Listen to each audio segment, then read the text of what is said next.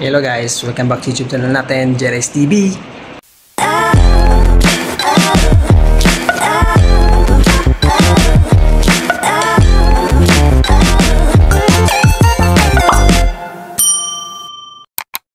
For today's video guys is mag room tour tayo guys. So tara guys, let's go. So ayan guys, yung room tour natin. Ito na yung cabinet na ginawa natin guys. Ayan, ito yung updated na cabinet. Ayan, ito yung cabinet na ginawa natin last video. Ayan, so dito na siya nakalagay. Mga lalagyan ng gamit ko yan, mga damit. Ito yung higaan natin. Doon yung wifi, dito yung lamesa natin guys. Ayan o, yung mga gamit. So ayan guys, yung helmet. At yung collection natin guys. Sapatos, Converse, baka naman sa nilagay sa taas, yung mga kalo. Dito yung wifi namin. Ayan, ito yung bintana guys. Ayan, close natin yung bintana para makita nyo guys. Ayan. Okay. So ito yung ano nya guys. Yan yung setup natin. Ayan, ganyan siya. So labas tayo. Naka-tiles yan. So ayan guys, tara, yung speaker, mga damit. Ayan, so dito may carpet kami guys, din si sumulon. At yun yung door natin, may electric pan. Ito sa labas guys. So ito yung update ng shop. Ayan yung motor natin guys. Oh. Yan yung motorcycle natin na Gixxer 155. Yan, Suzuki Gixxer. So ito yung update natin. Meron tayong mga bagong stock na aluminum. Ayan guys, kita nyo guys. Yan, mga bagong stock yan. So nagdagdag tayo kasi may kulang sa order. Ito yung pang CR natin. Color nito is black. Ito yung sa mga Hulk.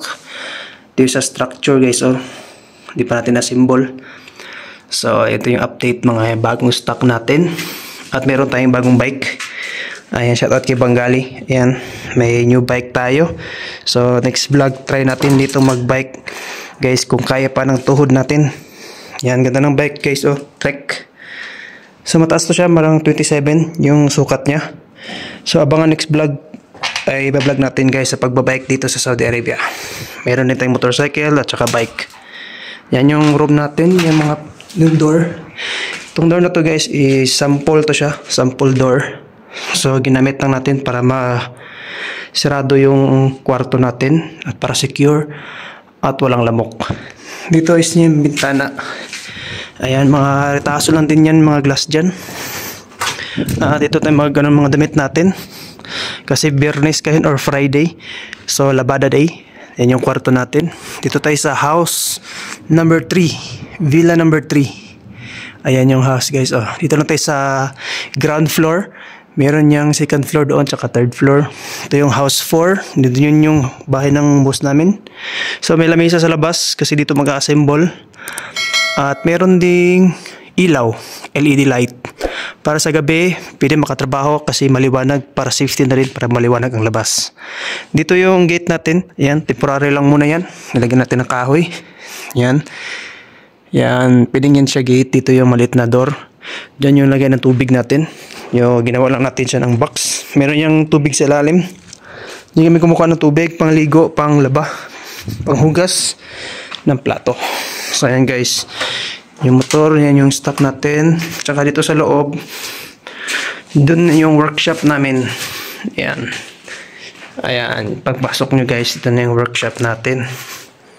So ayan guys, ito yung mga stock pa rin natin guys. Dito pala ang matira na lang is single. Ikakabit namin to siguro bukas or sa Sunday. Mga single to siya sa kabilang bahay, house number 4, dun sa kabila. Ito na bahay. Kasi dito is house number 3. Single yan siya. Yung mga double is nakabit na. Yan, nakita nyo last video. And then dito yung workshop. So ang ginagawa namin ngayon is screen. Yan, continue pa rin kami sa pag-assemble ng screen. Ito ay single screen. Para sa single na section aluminum. Ayan yung mga binubuo namin guys. Yan, nilalagyan namin ng gulong. Yan, meron siyang rollers ilalim. Ganito, meron siyang roller dito. Yan, yun yung router namin guys. Tsaka yun yung nagawa namin na, ayan, yung 4 panels na bintana. Ayan, yun yung opening niya. Tsaka dito yung ano guys, yung CR, pang CR to siya. May fix, saka sa baba is may galab. So pag ganyan yan siya guys, oh. Ayan, ganyan yan siya. Open yan siya dyan. Wait lang. Oops, ayan. Fix yan siya, tapos dito sa baba kay owning.